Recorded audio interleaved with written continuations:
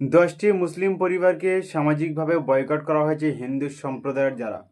ঘটনা মধ্যপ্রদেশের বালাঘাট জেলায়, যেখানে গত জানুয়ারিতে একটি হিন্দু সম্প্রদায়ের অনুষ্ঠানে মুসলমানদের সামাজিকভাবে বয়কট করার আহ্বান জানানো হয়। তাদের সঙ্গে সম্পূর্ণভাবে লেনদেন বন্ধ করে দেওয়ার আহ্বান জানানো হয় সেই অনুষ্ঠানের মাধ্যমে, যার ফলে সেখানকার সেই 10টি মুসলিম পরিবার এখন সামাজিকভাবে হেনস্থার কারণ হয়ে দাঁড়িয়েছে তাদের জীবনযাপন। একজন বাস চালক, যার নাম সাজিদ হোসেন, তার স্কুল বাস চালাতো, তার স্কুল বাস চালানো থেকে বন্ধ করে দেওয়া হয়েছে এবং একজন ইলেকট্রিশিয়ান, তার কাজও বন্ধ হয়ে গেছে। গত 7 দিন ধরে সে বসে আছে এবং সেখানকার স্থানীয় যে মুদির দোকানগুলো, সেখানে সেই মুসলিম পরিবারদের মুদি মাল দেওয়া হচ্ছে না, মুদি দোকান থেকে মাল দেওয়া হচ্ছে না। নাপিতরা, সেলুন দোকান সেই মুসলিম পরিবারদের চুল কামাতে, দাড়ি কামাতে অস্বীকার করছে। এর ফলে সেখানকার এই 10টি মুসলিম পরিবার সম্পূর্ণভাবে সামাজিক বয়কটের শিকার হয়েছে। শুনুন সেই ভিডিও, দেখুন।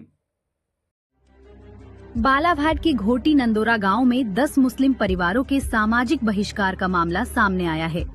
ये विवाद जनवरी में हुए एक हिंदू सम्मेलन के बाद दिए गए बयानों से जुड़ा बताया जा रहा है। आरोप है कि सम्मेलन में मुस्लिम समुदाय से सामाजिक और आर्थिक लेन देन बंद करने की अपील की गई थी। हम आप लोगों को ये बताने आए हैं कि आज से, हमने तो कल से प्रण कर लिया, लेकिन आज आपके गांव में है तो अब आज से ही मुस्लिम समुदाय के लोगों से लेना देना, खाना पीना टोटल बंद करने का अनुरोध किया जा रहा है और जो भी लेना देना है अपने हिंदू समुदाय के लोगों से ही लिया जाएगा। बहिष्कार के कारण कुछ लोगों का काम छूट गया है, जिससे मुस्लिम परिवारों को परेशानी हो रही है। दिक्कत वही है कि लोगों से आना जाना नहीं जी दुकानों से सामान नहीं लेना, जी बेरोजगार पड़े हैं अभी घरों में अपने। हालांकि सम्मेलन से जुड़े व्यक्ति ने बहिष्कार करने की बात से इनकार किया है। सर, बहिष्कार करने की सत्यता जो जितने जो बोल रहे हैं वो गलत है। कोई किसी ने उनको बहिष्कृत किया नहीं है। उन्होंने अपनी गलती स्वीकार की और अपनी गलती से वो लोग वहाँ तक के पहुंची है। उनकी कहते हैं मनो सोच है वो। वहीं पूर्व विधायक किशोर समृते ने मामले की जांच और कार्रवाई की मांग की है। मेरे पास आए तो मैंने इस मामले में प्रशासन से कहा कि भी इनके कॉन्स्टिट्यूशनल राइट है, इनके वोटिंग राइट्स है, आप कैसे उनको तंग कर सकते हो।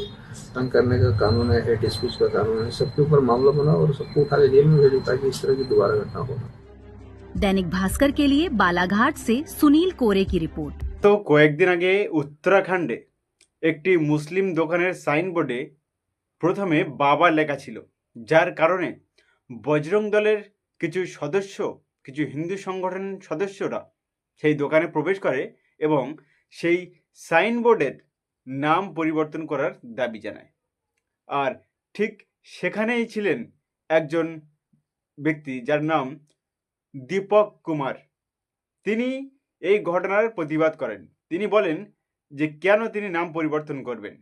বজরং দলের সঙ্গে এই নিয়ে হাতাহাতি হয়, যার ফলে বেশ কয়েকদিন পরে সেই দীপক কুমারের একটি জিম সেন্টার আছে, সেই জিম সেন্টার সেই বজরং দলের সদস্যরা বাইরের রাজ্য থেকে লোক নিয়ে গিয়ে ঘেরাও করে, যার কারণে সেখানে পরিস্থিতি উত্তপ্ত হয়।